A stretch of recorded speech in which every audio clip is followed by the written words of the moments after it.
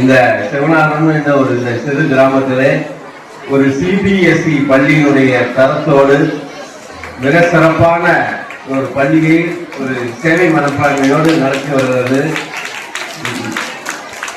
நிச்சயமாக ஒரு மனம் குளிர்ந்த, ஆக்சுவலா வெயில் நேற்று அடிச்சது குளிர்ந்துருச்சு. அந்த அளவுக்கு ஒரு மனம் குளிர்ந்த ஒரு பார்வையாக நான் பார்க்கின்றேன். கிராம பகுதிகளில் இவ்வளவு பெரிய இடவசதியோட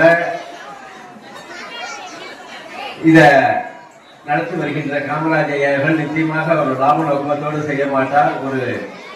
ஒரு சேவை மனப்பான்மையோடு ஒரு நல்ல நோக்கத்தோடு செய்கின்றார். அதை பெற்றோர்களும் மாணவர்களும் நல்ல முறையில் பயன்படுத்தி வருகிறது நம்புறேன். நிச்சயமாக இதை பயன்படுத்தி இந்த பள்ளி மேலும் மேலும் பல்வேறு வகையில சாதனை புரிய வேண்டும் என்று தெரிவித்துக் கொள்கின்றேன்.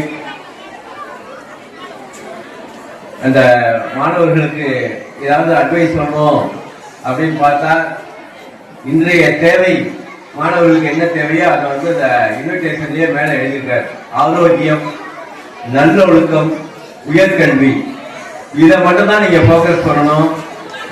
பெற்றோர்கள் இதை மட்டும்தான் மாணவர்களிடையே பண்ணணும். அழகா ரொம்ப சுருக்கமா ரொம்ப பேசாத அளவுக்கு ஆரோக்கியமும் நல்லொழுக்கமும் உயர்கல்வியும் மிக மிக வாழ்வில் முக்கியங்கிறத மேல போட்டிருக்காரு.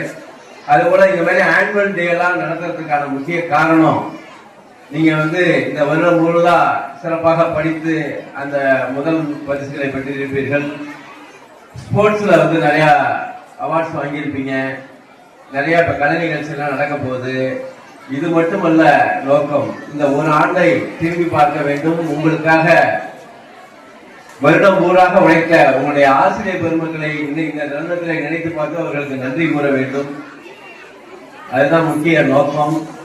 அப்புறம் இந்த ஆண்டு நம்மளுடைய கல்வி கற்றல் எந்த வகையில இருந்தது, நம்ம எந்த வகையில் நம்மளை மேம்படுத்திக் கொள்ள வேண்டும், பெரிய மாணவர்களுக்கு புரியும். சின்ன மாணவர்களுடைய பெற்றோர்கள் இந்த மாணவர்களை இதை வலியுறுத்த வேண்டும். இந்த ஒரு வருடத்தில் நம்ம மார்க்ல ஏதாவது குறைச்சிட்டோம் அப்படின்னா எந்த குறையும் கிடையாது. வெற்றி என்பது விழாமலே நிற்பதில்லை, விழுந்து ஒவ்வொரு முறையும் எழுந்து நிற்பதுதான்.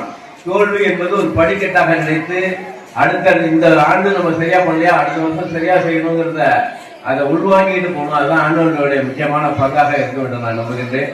எந்த வாய்ப்புக்கு நன்றி கூறிய விடைபெறுகிறேன். நன்றி வணக்கம்.